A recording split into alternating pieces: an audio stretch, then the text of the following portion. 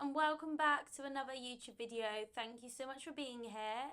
You obviously clicked on this video to see my posterior chain workout. So I'm going to do a walkthrough, a talk through like I did with my glutes and hamstrings workout. And if you're unsure what posterior chain is, this is where you're targeting your back, your glutes and the hamstrings, so the back of your body. So I have some upper and some lower exercises in there, obviously. As you can see, I'm starting with my dynamic warm-up. I'm warming up both my upper and lower body. I'm doing some frontal and lateral leg swings, some circles, some hip flexor openers, and then I'm also using the band to go around and warm up my upper body, because it's really, really important to never skip our warm-ups or cooldowns, guys, as that is when injuries occur. As you can see, this is my really cute fit, little side note, and it is from Unassisted. It's a soft purple joggers. I believe it's a wisteria purple unified twist front sports bra, and I am obsessed. But as you can see, just me going through my warm-up. And yeah, so with this, I broke it down. I have 3 upper body or 3 back exercises, and then I have 3 glutes and hammy focused exercises. So a little bit of both, really targeting the body here. As you can see here, I'm just opening up my hips and then going into a little bit of an upper body warm-up. But then we got on with the first exercise. I always try and start with an exercise that exerts a lot of energy, that I kind of want to get out of the way, I'm not going to lie, but also one that I just know I'm not going to be able to do halfway through the workout. I'm not going to be able to push very heavy. So I'm starting with the hip thrust or the glute drive. This is the machine, so I'm just betting myself in, and I always start with a warm-up set of just the machine, nothing else. So we're slowly going down, then thrusting up, squeezing at the top with our glutes, squeezing those glutes together. I always like to think of this as a bit more of a curved motion, a bit more of a swooping arc, I like to call it. Ever since I saw someone describe on Instagram, it really helped me feel the connection a lot better instead of simply as a straight up and down.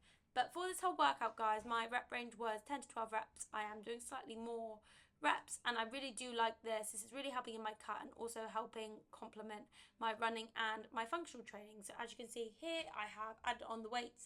I'm going for my first working set, and I'm really focusing on my breathing as well, because a lot of my clients, they forget to breathe during their hip thrust. They gas themselves out. As you can see, my hair was being a little bit of a pain. But yeah, squeezing our glutes together at the top, forming that 90-degree angle with our lower body here. Nice and slow on the way down, and quick and aggressive on the way back up. This was our first lower body glutes and hammies focus exercise. We then went on to one of the more tasking upper body or back exercises. And this was the Smith machine bent over row, sorry guys. And as you can see, I've moved the yellow stoppers right to the bottom, so it doesn't affect my range of motion. Just like a normal bent over row, hands about shoulder width apart or just next to your sides. We're going to hinge forwards by pushing the hips and the bum back. Then rowing, touching that bar to row around our belly button and pulling those elbows back and in close to our body as far as we can.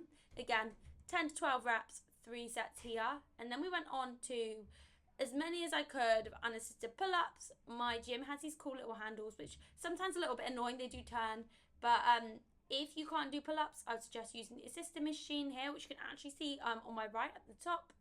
But yeah, going for as many as I could. This was my last set. I only managed 3, but there we go. And then back on some lower body, we did the hyperextensions. So I always do these body weight because I get a really good mind to muscle connection. So we're no control, going down as far as I can. And then as we come up, it's really fine control by just squeezing the glutes together and only coming up as far as I possibly can by just using my glutes and making sure I don't use the torso to swing up. Should be really quick on the way down with no control. Then on the way up, we squeeze nice and tight. Really fine control here. And just making sure you're adjusting this machine to your settings. If you want to make it a bit harder, you can add a weight plate and hold on to that. And I always think of hugging it nice and tight to your chest, so you're not going to put too much pressure on your lower back here. And this one does work the whole posterior chain. And then I went on to RDLs. I always prefer using the dumbbells for RDLs, but as you always hear me say, pushing my hips and my bum to the back of the room, creating that hip hinge motion, not using my upper and lower body here, and keeping my chin tucked in, not looking at myself in the mirror. I then also did lat pull downs. However, I did not have a way to film this one as everyone was starting to arrive in the gym at this point. And then I did finish with a static stretch for my cool down. Never forget your cool downs, guys, and I hope you enjoyed. Subscribe for more.